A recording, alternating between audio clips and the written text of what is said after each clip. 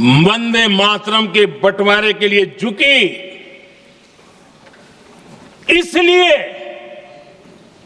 कांग्रेस को एक दिन भारत के बंटवारे के लिए झुकना पड़ा।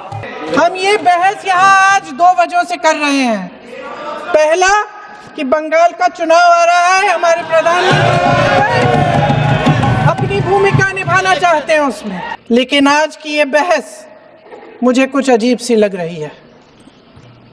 जैसे मैंने कहा, ये गीत देश की आत्मा का हिस्सा बन चुका है।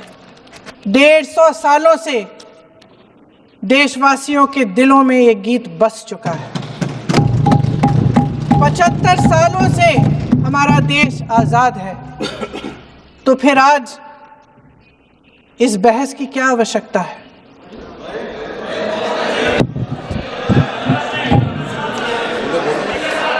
हमारा यहाँ मकसद क्या है?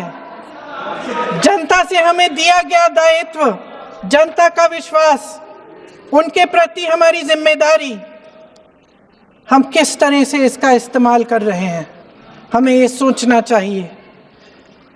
क्योंकि अब इस मोड़ पर हम इस सदन में अपने राष्ट्रगीत पर भी बहस करेंगे। आपने बहस मांगी है, आपने बहस मांगी है। हम ये बहस यहाँ आज दो वजहों से कर रहे हैं। पहला कि बंगाल का चुनाव आ रहा है, हमारे प्रधानमंत्री अपनी भूमिका निभाना चाहते हैं उसमें, और दूसरी वजह ये है, ये मकसद है, पुरानी मकसद इनकी अध्यक्ष महोदय, कि जिन्होंने स्वतंत्रता की लड़ाई लड़ी, जिन्होंने देश के लिए बड़ी बड़ी कुर्बानियां दी, उन पर सरकार नए आरोप लादने का मौका चाहती है। देश का ध्यान फिर से जनता के ज्वलंत मुद्दों से भटकाना चाहती है। यही एक मकसद है आपका। आपका मकसद है कि हम फिर से उसी अतीत में मंडराते रहें, उसी की तरफ हम देखते रहें जो हो चुका है, जो बीत चुका है, क्योंकि ये सरकार वर्तमान और भविष्य की ओर देखना ही नहीं चाहती। वे इस काबिल ही नहीं रही। सच्चाई ये है अध्यक्ष महोदय कि आज मोदी जी वह प्रधानमंत्री नहीं रहे जो एक समय में थे। सच ये है कि ये दिखने लगा है, उनका आत्मविश्वास घटने लगा है, उनकी नीतियां देश को कमजोर कर रही हैं, और मेरे सत्ता पक्ष के साथी चुप इसलिए हैं क्योंकि अंदर अंदर से वे भी इस बात से सहमत हैं। आज देश के लोग खुश नहीं हैं अध्यक्ष महोदय, परेशान हैं, तमाम समस्याओं से घिरे हुए हैं, और उन समस्याओं का हल आप निकाल नहीं रहे हैं। दुर्भाग्य से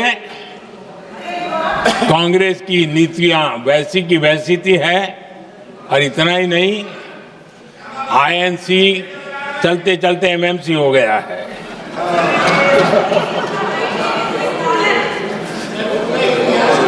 आज भी कांग्रेस और उसके साथी और जिन जिन के नाम साथ कांग्रेस जुड़ा हुआ है, सब वंदे मातरम पर विवाद खड़ा करने की कोशिश करते हैं। आदरणीय अध्यक्ष महोदय,